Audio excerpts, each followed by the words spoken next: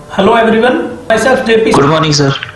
From Exploring Geology, and I welcome all of you behalf of this Exploring Geology platforms. As all of you are aware, today we are discussing on exam preparation strategy for competitive exams in earth science, and for that today we have very special personality with us, Mr. Shashi Bhushan Chaudhary, who have qualified UPSC CGWB examination. सबसे पहले तो हम शशि भूषण चौधरी जी को बहुत बहुत बधाई देते हैं, आपको आपकी सफलताओं के लिए ढेर सारी शुभकामनाएं। और हमारे इस डिस्कशन का जो मकसद है वो यही है कि ज़्यादा से ज़्यादा स्टूडेंट्स जो हैं इसके बारे में अवेयर हों कि किस तरीके से आप कॉम्पिटिटिव एग्जाम्स को टैकल कर सकते हैं। So as most of you are come to know by the flyer of this webinar that Mr. Shashi Bhushan Chaudhary ji qualified Bharat Geoscientist exam with All India rank 7, and he also qualified CSIR NET exam, GATE Geology and Geophysics exam, and IIT JAM exam as well, and all examination with very good rank.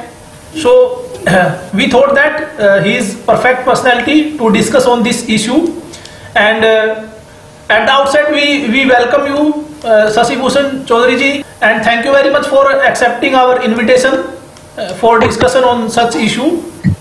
So without taking much time, I think we should start now. Thank you sir, thank you sir, it's my pleasure sir. थोड़ा सा मैं instructions के बारे में participants को बताना चाहूँगा। एक तो आप ड्यूरिंग द डिस्कशन जो है अपना स्क्रीन शेयर ना करें, उससे डिस्टरबेंस होती है। और यस सर, माइक जब तक आपको कोई क्वेश्चन नहीं पूछना है तब तक अपना माइक म्यूट रखें। और पैटर्न आपको बताना चाहूँगा, स्टार्टिंग में हम डिस्कशन स्टार्ट कर रहे हैं जो शशि भूषण जी की जो अचीवमेंट्स हैं, जो सक्सेस स्टोरी है उससे हम स्टार्ट करेंगे।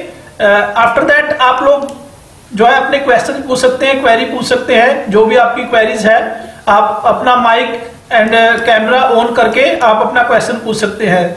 मीनवाइल आप चैट सेक्शन में भी अपना क्वेश्चन रख सकते हैं, वहां से मैं क्वेश्चन लूंगा और शशि भूषण जी के साथ हम उस क्वेश्चन को डिस्कस करेंगे। So this will be a broad pattern of this discussion. So again Shashi Bhushan ji, सबसे पहले तो हम आपका स्वागत करते हैं इस प्लेटफॉर्म पे। Thank you sir. आपकी एकेडमिक जर्नी के बारे में जानना चाहूंगा। We know that you have did your masters in applied geology from IIT Bombay, but उससे पहले आपका जो एकेडमिक जर्नी रही उसके बारे में हमें आप थोड़ा सा बताइए। यस सर, तो मेरा क्लास 12 तक का जो भी था पटना से ही हुआ था एजुकेशन, और फिर मैंने ग्रेजुएशन किया BSc in geology from Patna science college, और फिर मास्टर्स था मेरा IIT बॉम्बे से इन अप्लाइड जियोलॉजी।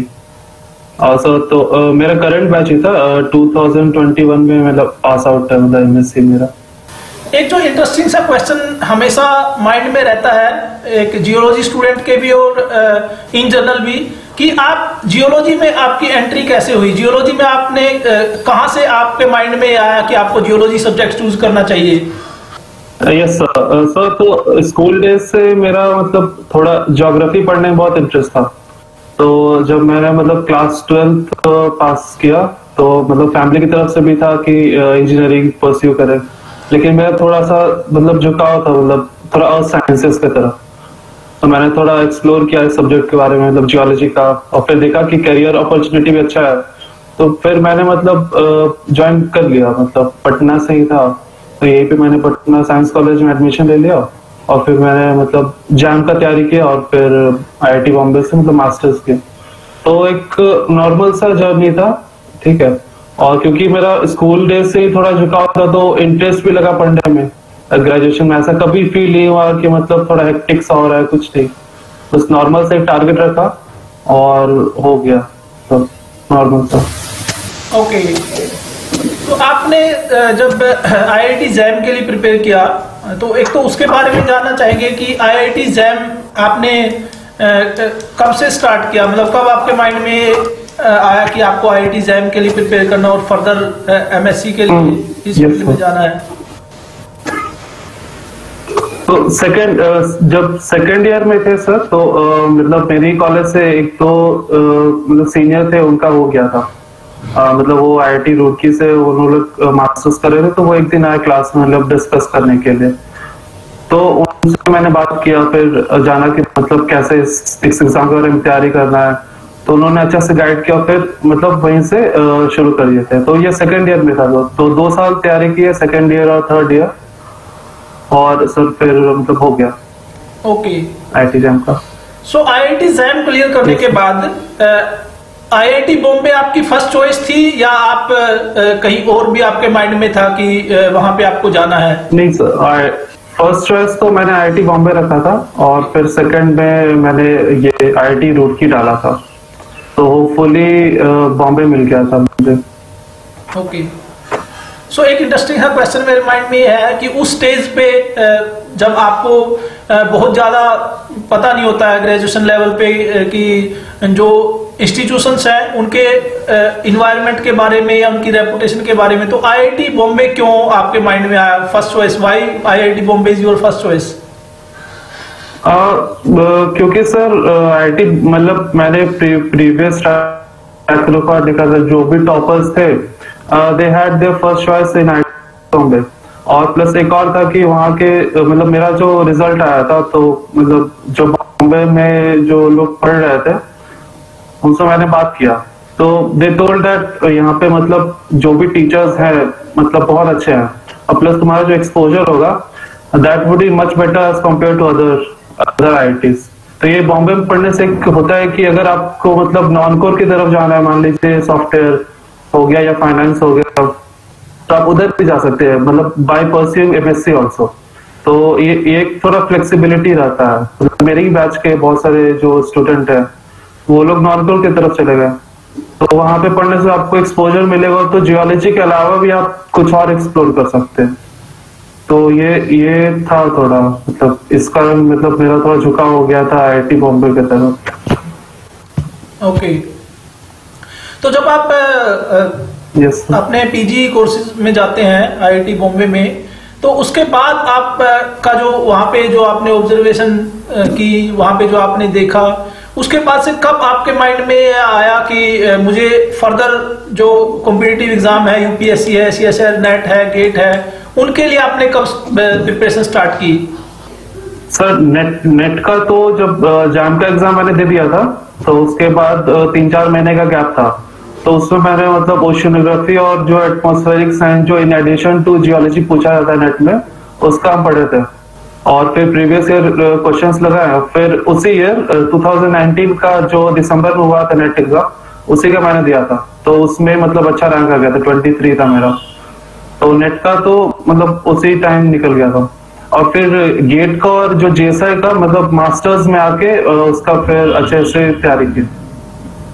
तो गेट और JSI का मतलब पैटर्न भी अलग है, प्लस जो सिलेबस है they are also quite different. तो सिलेबस को ही रख के मतलब पहले गेट का ही फोकस था, गेट का मैंने निकाला, और फिर JSI का जो मेंस का उसका फिर अच्छे से तैयारी की। तो सर फिर हो गया दोनों। ओके अब मैं आपसे ये जानना चाहूंगा कि जैसे आपने अलग अलग एग्जाम क्वालिफाई किए, तो सबसे पहले IIT जैम की बात कर लेते हैं, क्योंकि बहुत से एस्पिरेंट जैम के लिए भी प्रिपेयर कर रहे होंगे। तो जैम के लिए क्या आप मानते हैं what is the most important thing you feel about preparation of jam exam? Jam के लिए सबसे इंपॉर्टेंट आपका बेसिक क्लियर होना चाहिए, क्योंकि जो क्वेश्चंस उसमें पूछा जाता है वो काफी इजी रहते हैं, लेकिन मतलब कुछ एक होता है उसमें MSQ का, तो वो आप जब भी सॉल्व करते हैं जब आपका कॉन्सेप्ट एकदम अच्छा हो। तो ये तो हो गया, मतलब अगर आप अच्छे से पढ़ रहे, कॉन्सेप्ट अपना क्लियर रख रहे हर एक टॉपिक पे, ऐसा नहीं कि आप इग्नियस कर लिए और पेलेंटोलॉजी कंप्लीट नहीं ग्रो कर दिया। हर एक टॉपिक पे आपका कॉन्सेप्चुअल अच्छा होना चाहिए, whether it be palaeontology, stratigraphy, igneous हो गया, इकोनॉमिक, सब चीज पे अच्छा पकड़ होना चाहिए, और प्लस थोड़ा न्यूमेरिकल का प्रैक्टिस करना चाहिए। न्यूमेरिकल कहाँ से? बस प्रीवियस ईयर जो क्वेश्चंस पूछे जाते हैं, प्रीवियस ईयर क्वेश्चंस को देख के न्यूमेरिकल को अच्छा से प्रैक्टिस करेगा कोई भी, और बेसिक अपना ठीक रखेगा तो एग्जाम मतलब आराम से निकल जाएगा, ऐसा कुछ नहीं है उस सब्जेक्ट में।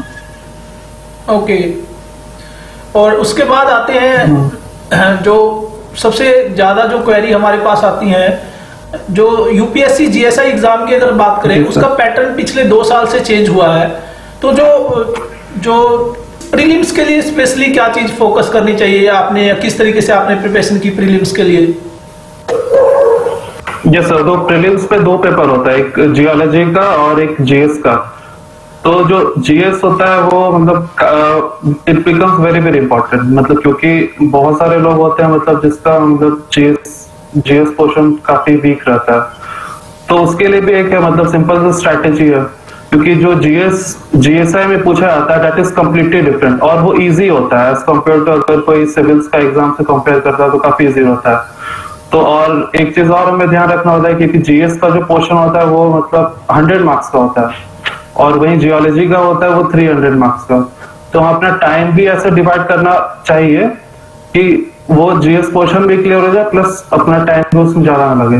तो 2-3 मतलब बुक्स है जो कोई पढ़ लेगा अच्छे से तो हो जाता है। एक जैसे सिंपल सा एक लूसेंट का बुक आता है, वो नॉर्मल जो फैक्चुअल के लिए होता है, ठीक है, वेदर पॉलिटी हो गया, साइंस हो गया, हिस्ट्री हो गया, लूसेंट से किया जा सकता है। प्लस करंट के लिए एक मैगजीन आता है प्रतियोगिता दर्पण, तो मंथली कोई अगर उस मैगजीन को फॉलो करता है और लूसेंट को पूरा पढ़ लेता है तो जीएस पोर्शन हो जाएगा।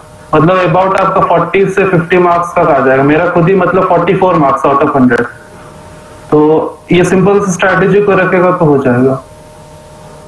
ओके, और प्रीलिम्स के बाद और जो मेन एग्जाम है उसके लिए आपको कितना टाइम मिला, और उसके लिए आपने कैसे प्रिपरेशन की? तो प्रीलिम्स के बाद प्रीलिम्स जैसे हम लोग का फरवरी में हो गया था और मेंस था जुलाई में, तो मतलब 5 to 6 मंथ्स मिल जाता है। मतलब इस बार का जो कैलेंडर है उसमें भी सेम पैटर्न है, मतलब अबाउट आपको 5 मंथ्स के अप्रॉक्स मिल जाएगा तैयारी करने के लिए। तो उसका तैयारी करने के लिए सिंपल सा फंडा कि आपको जो सिलेबस है, मेंस का जो सिलेबस है उसको अच्छे से कवर न करना चाहिए। मतलब एक एक टॉपिक जो भी है, हर एक टॉपिक पे थोड़ा थोड़ा नोट, जैसे हम सिंपल सा स्ट्रैटेजी फॉलो किए थे कि जो भी सिलेबस था उसका मैंने खुद का नोट्स बनाया था, और हर एक टॉपिक पे एक एक पेज या 2-2 पेज का खुद से नोट्स लिख लिए, ठीक है। और फिर प्रीवियस ईयर क्वेश्चंस लगाया, प्रीवियस ईयर क्वेश्चन को मैंने प्रैक्टिस किया, और जो भी सिलेबस था उसको अच्छे से पढ़े, और फिर मतलब हो गया। और मेंस में एक होता है कि इतना ज्यादा क्वेश्चंस रहते हैं कि आपको मतलब हर एक क्वेश्चंस को ना अच्छे से करने का टाइम नहीं मिलेगा। तो अगर आप प्रैक्टिस अगर हर एक सिलेबस का नहीं करते हैं तो फिर वहां पे फिर दिक्कत हो जाएगी। तो सिंपल सा फंडा है कि अच्छे से सिलेबस कर लेगा कोई और प्रीवियस से लगा लेगा तो हो जाएगा। ओके, और उसके बाद इंटरव्यू के बारे में भी स्टूडेंट्स के माइंड में काफी क्वेरी रहती है कि इंटरव्यू में किस टाइप के क्वेश्चन पूछे जाते हैं, सब्जेक्ट बेस्ड रहते हैं या जनरल क्वेश्चंस भी रहते हैं। तो इंटरव्यू का आपका कैसा एक्सपीरियंस रहा? यस सर, इंटरव्यू तो एंड में होता है, और इंटरव्यू के लिए ज्यादा मतलब टेंशन लेने का बात नहीं होता है, क्योंकि इंटरव्यू दो चीज पे फोकस रहता है। एक तो आपका मतलब हॉबीज वगैरह पे कुछ क्वेश्चन को पूछते हैं, वो आपको मतलब कंफर्टेबल करने के लिए बेसिकली वो शुरू करते हैं उससे हॉबीज से, और फिर एजुकेशन बैकग्राउंड पे आ जाएंगे। जैसे इस बार सिर्फ CGWB का सीट था, तो मेरे से पर्सनली सिर्फ हाइड्रोजियोलॉजी पे क्वेश्चन पूछा गया था। हाइड्रोजियोलॉजी का मतलब बेसिक्स, जो स्प्रिंग क्या होते हैं, फिर एक्यूफर क्या होते हैं, फिर इंडिया में जो वाटर सिनेरियो है उसका कैसे टैकल किया जाए, तो बेसिक है। मतलब ये सब का आप मतलब पहले से तैयारी कर लेंगे। तो इंटरव्यू का बस मतलब हॉबीज वगैरह पे अगर आप अच्छे से टैकल कर लेते हैं, और मतलब एजुकेशन पे ही आपका पूछा जाएगा। जो भी आपने मेंस में तैयारी किया है उसी से क्वेश्चन फिर पूछे जाएंगे मतलब इंटरव्यू में। Basically it is just test, मतलब आपका कैसा है ओवरऑल पर्सनालिटी, तो उसमें हो जाता है इजीली। ओके, इंटरव्यू का वही है सर।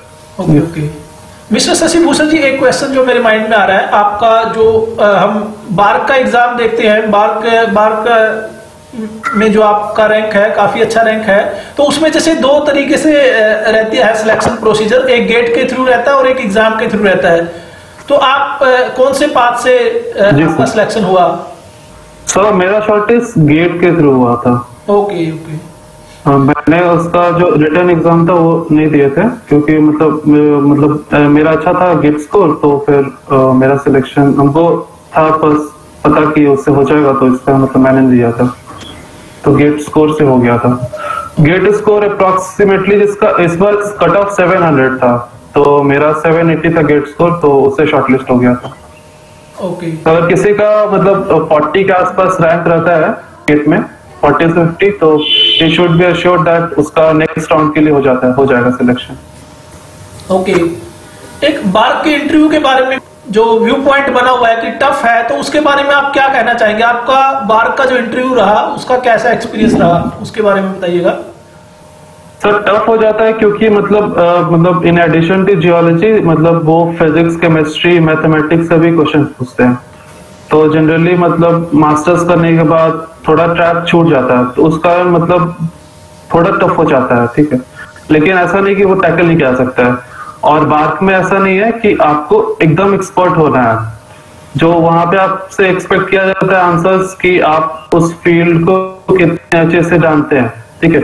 मेरे ही वैसे हम पर्सनल बता रहे हैं कि उन्होंने फिजिक्स केमिस्ट्री से क्वेश्चन पूछा, तो थोड़ा जो डीप में पूछा मतलब वो भूल चुके थे, तो वो मैंने सीधे बोल दिया कि sir I am not able to recall this, so I would like to pass it. तो फिर जियोलॉजी में फिर वापस आ गए थे। तो ऐसा नहीं है, मतलब अगर वो क्वेश्चंस पूछे, अगर आपको नहीं आता तो आप सीधे बोल दीजिए नहीं आता है, लेकिन they expect you to be good in geology. तो जियोलॉजी बार्क है, फिर आपको देखना पड़ेगा कि किस फील्ड में वो डील कर रहे हैं। जैसे बार्क का मेनली डील होता है एटॉमिक मिनरल से, माइनिंग से, तो आपका वो सब पोर्शन अच्छा होना चाहिए, माइनिंग अच्छा होना चाहिए, फिर आपका इकोनॉमिक अच्छा होना चाहिए, फिर थोड़ा आपको एटॉमिक मिनरल्स के बारे में जानना चाहिए, यूरेनियम क्या होता है, ठीक है, फिर प्लूटोनियम क्या होता है, ये सब के बारे में, और इंडिया में वो प्रेजेंट सिनेरियो क्या है। तो questions are from these background only, और अगर आप अच्छे से ये सब कर रहे हो तो you can easily tackle the BARC interview. Okay. Yes sir. एक इंटरेस्टिंग सा क्वेश्चन और मेरे माइंड में आ रहा है कि जैसे यूपीएससी का एग्जाम है, यूपीएससी का जो मेन एग्जाम देने के बाद कैंडिडेट अपने आप को एनालाइज कैसे करे कि he can qualify for the next round, तो एक कैसे सेल्फ एनालिसिस कर सकते हैं? आपका क्या एक्सपीरियंस है कि आपको अपना मेन देने के बाद ये एहसास हो गया था कि आप शॉर्ट लिस्ट हो जाएंगे इंटरव्यू के लिए, या क्या क्या थिंकिंग थी उस समय माइंड में?